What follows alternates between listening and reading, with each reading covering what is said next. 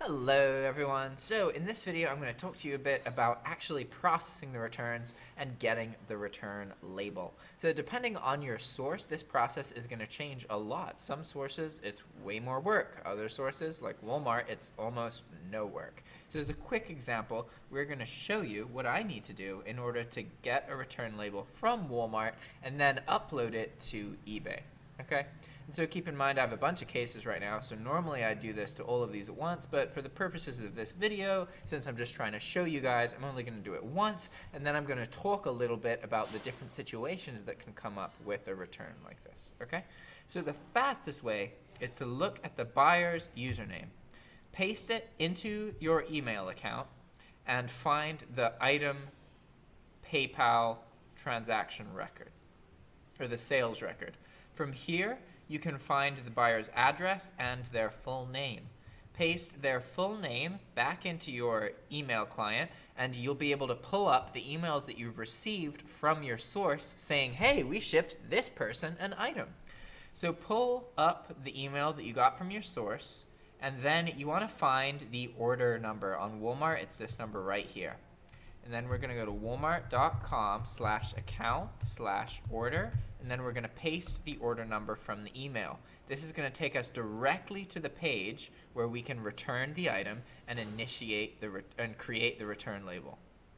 Here we are. We click on Start a Return, Return by Mail, and then this item is, let's see, the wrong item was sent. Okay, so I can see that the reason for the return is right here, so we're just going to copy it, right? So we can say, not as described. Continue. Continue.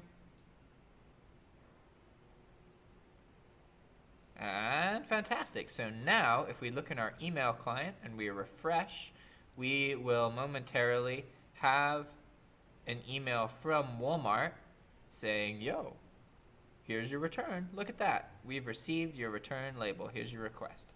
So at this point, I'm going to copy a little bit of information from the title. I'm going to right-click on the label, click Save As, and because I'm doing this in a new batch, I'm going to make a new folder in this folder with today's date, which is 9/25, and then I'm going to paste the name of the file and click Save. Awesome. So now we have the return label in our eBay account.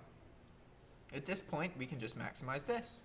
So now I'm going to open the case here, click See Details, and then so first we need to accept the return.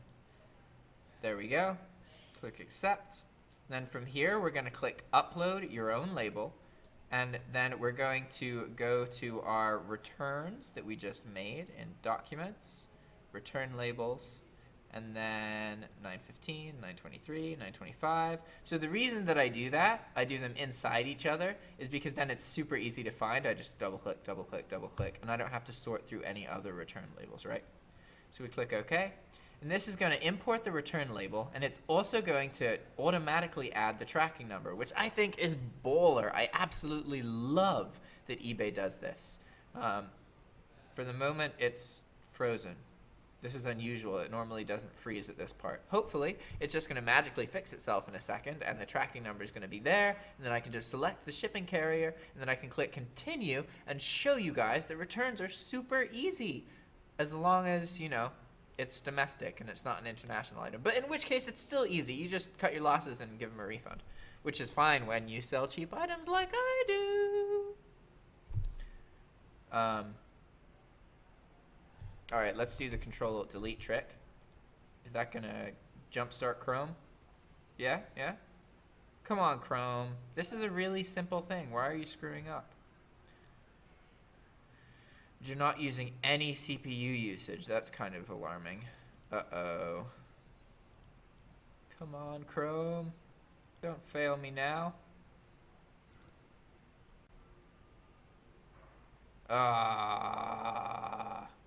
Alright, so I'm going to close the program. I'm going to close this and just... Sorry, I know this is mid-recording, but I just want to show you that the thing I'm doing is quite easy.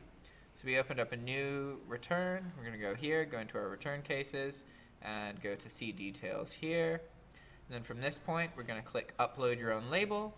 We're going to find our label again, which is in our Documents, and then our return labels, and then we go all the way, and then here it is. We click open, and then look at that. All right, that's what I was expecting at first. See, it just uploaded our file, automatically added the tracking number, and then we click FedEx, and then click continue.